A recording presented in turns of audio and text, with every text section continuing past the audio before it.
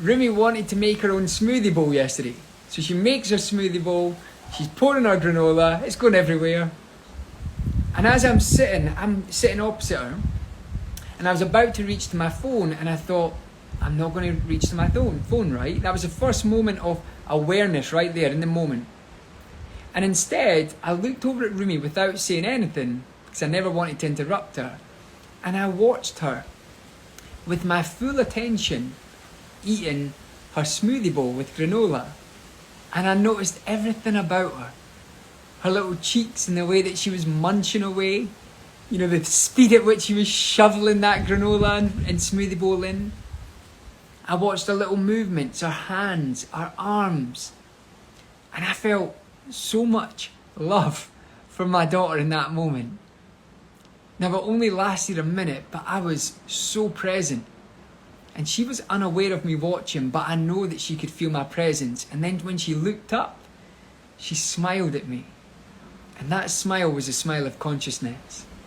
It was a recognition of her presence, acknowledging my presence, and us sharing a moment of unconditional love. And it was beautiful. And I've only remembered that right now as we're speaking.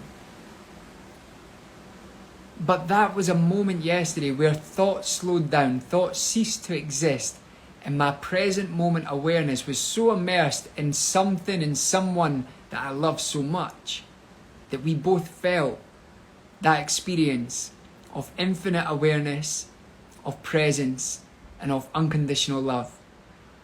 Unbounded. Unbounded with no obstacles or no separation. It was a moment where we felt completely connected. And that is what slowing down thought is. Slowing down thought is focusing on the present moment so that you can experience the true essence of your being, the true essence of who you are. Does this make sense, everyone? Now, even though I gave that example about Rumi, I've had that same experience being in nature. You know, where I felt a deep emotion coming through me because I've become so present with a flower or a tree.